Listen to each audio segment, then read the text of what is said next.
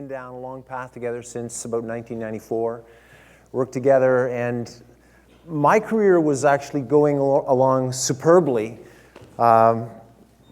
working with senior leaders in large organizations around North America, co-creating environments where it feels good to work and it's easier to get things done, working with American Express and Bell Canada and CIBC. And that was all going fantastic until I got gripped by some unseen force to write a book. And you might ask, well, was the book about innovation or creating brilliant strategies for... No, it was not about that. Was the book about building virtual teams? No, the book was not about that. The book was called Love at Work. Now, even as you hear that title, and perhaps you've seen it on the agenda, honestly now, when you see the title Love at Work, how many of you, your mind instantly went to how to score at the Christmas party? It's like, well, how to get away with an office romance. But actually, Love at Work, and I see actually it's not about that, and even as I say it's not about that, I see some people leaving in the back because they were hoping it was about scoring at the Christmas party. But Love at Work is taking a look at the fuel sources that we use to run our organizations. And when I look at you, I see the future cultural architects who will build the types of organizations that will either be loving organizations with loving leaders or organizations that are not so loving. And so I want to hold something out for you today and challenge you to take a look at a fuel source that I believe to be sustainable for organizations. And I believe that love is the most sustainable fuel source in the universe. So I hope to show you why. But even as we look at love at work, let me ask you some questions. And you'll know that the answer to every one of these questions is the same thing, and you can just say, love for me, okay? What do psychologists consider to be the pinnacle of self-actualization? What is the yardstick by which every spiritual tradition on the earth measures itself? Exactly. What is it that actually holds our relationships together? What is the only thing that can subdue our thirst for war on this planet? And it's so amazing that which we know is so critical to our relationships, our families, is the one thing that is banned from the workplace. You can't talk about love at work because the word has been so plundered of its meaning. It's been so stigmatized that people, when they hear the word love, they actually go to, it's about romance. It's about sex. And they don't go to that unbelievable virtue that love is all about. And so I hope today to inflame you with a rebel's passion, a rebellion, actually, that will cause you to be able to do away with the traditional thought and to actually walk out this amazing thing called love at work. And I want to share a story with you about one of my heroes. And in order to do that, I'm going to ask you to imagine yourself quite a ways down the timeline. So imagine yourself, you are in your late 60s, and you're running an organization that produces polar fleece for organizations like North Face, Patagonia, LL Bean. Very successful organization.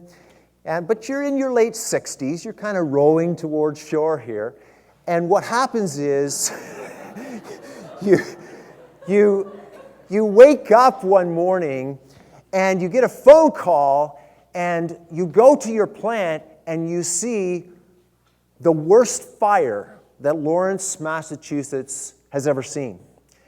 And it's your plant burning down. And several thoughts go through your mind. This happened to Aaron Feuerstein.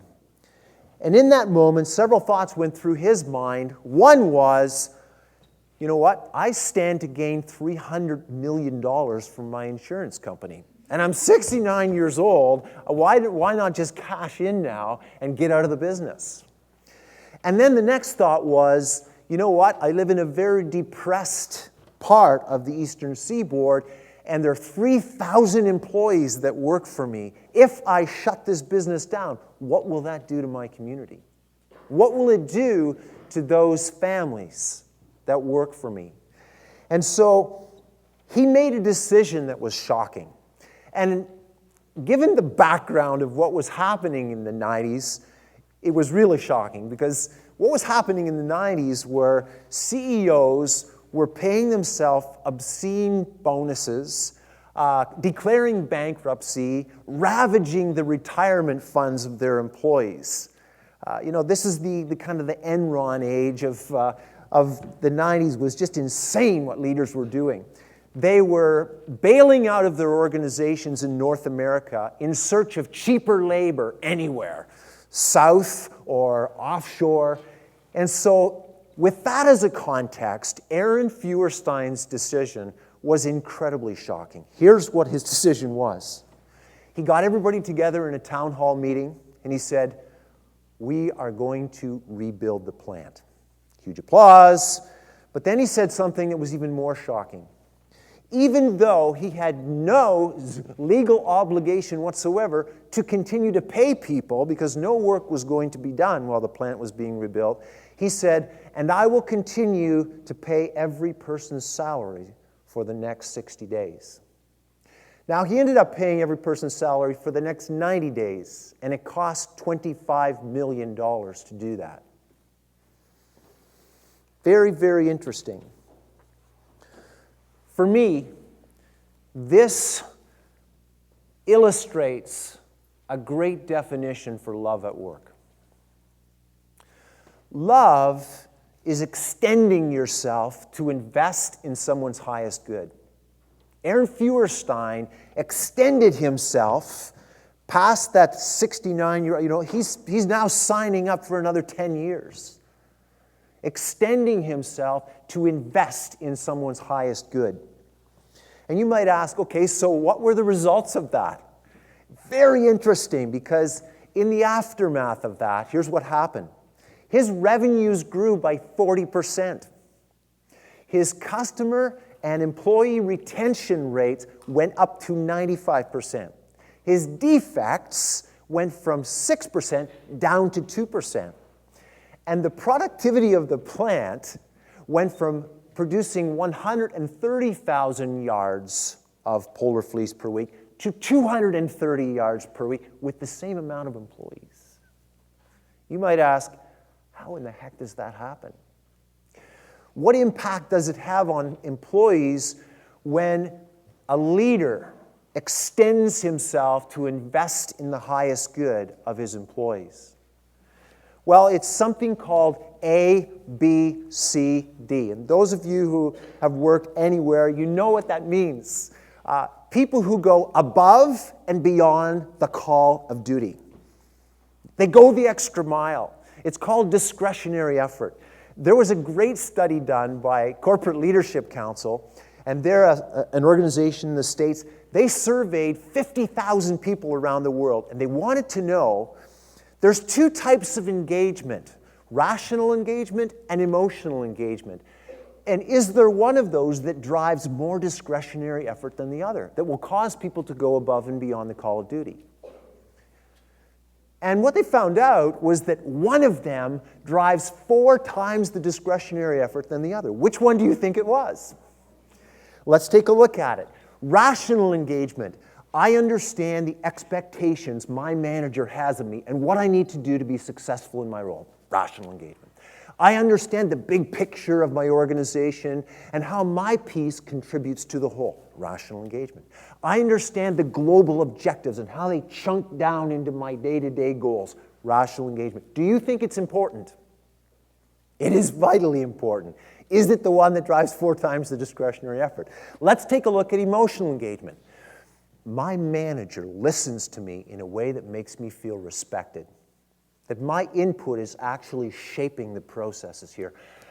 I feel I'm being treated fairly in this organization.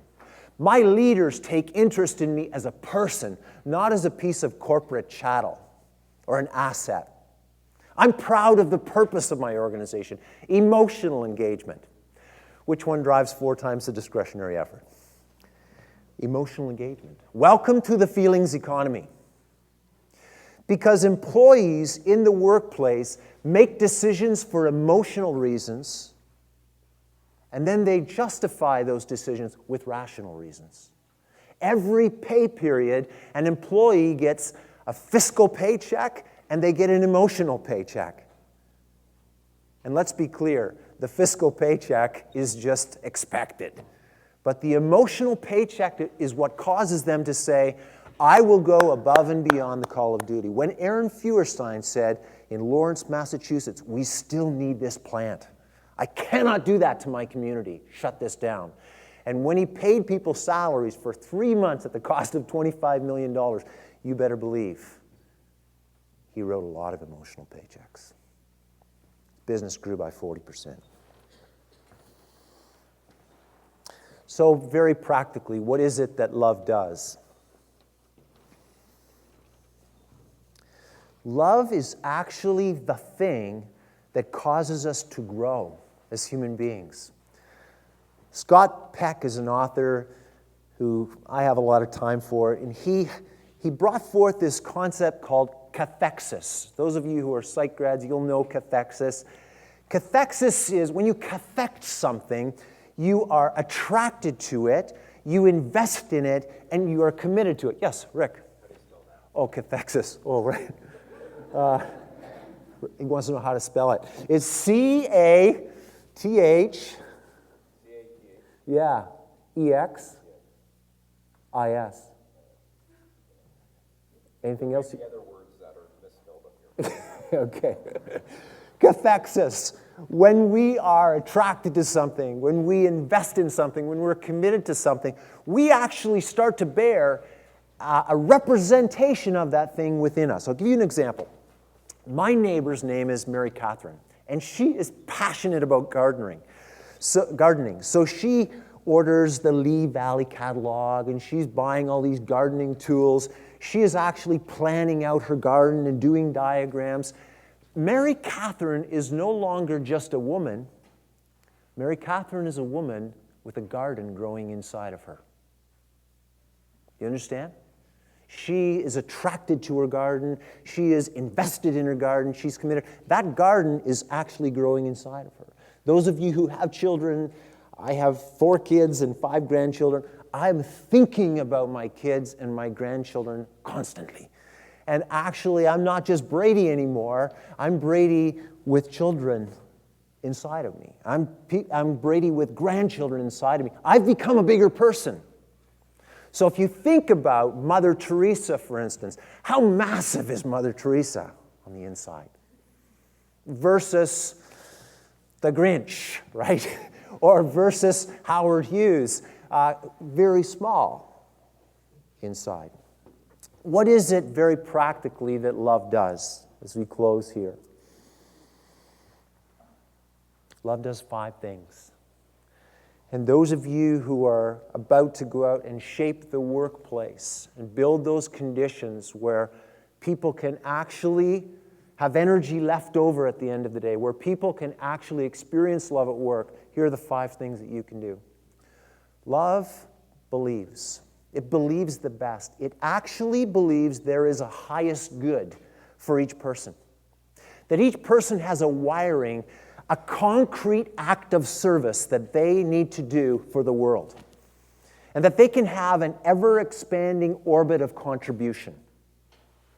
Someone like Seema is starting off her business now. I would love to see what her business looks like 5 years from now. An ever-expanding. She's doing what she's wired to do. What a powerful story you shared. But love goes beyond believing the best and expecting the best. Love actually goes to work to start to pull that out, not to push the person toward it, but to actually draw it out of the person. And then love not only believes and pulls, but it serves. The best leaders actually are servant leaders who build the conditions where that highest good can actually come out for people. And then the fourth thing is that love cares. Love actually cares for the person along the journey and creates that felt support that they need in order to move towards their highest good. And finally, love challenges. Love is not that soft, fluffy thing that is just ethereal. It is incredibly pragmatic and concrete. And when it sees the highest good in somebody, it challenges them to go for it. As I said, you'll be in organizations, some of you already are, and you get to choose. What will the energy source be? Money? Power? Status? My hope is that you will be able to discover how to run an organization on this sustainable fuel called love. And in the words of that scientist/theologian Talhard, he said, there will come a day when we have harnessed the energy of the ether, of the winds, of the tide, of gravitation, and we shall harness for God the energies of love. And on that day, for the second time in the history of the world, man will have discovered fire. Thank you very much.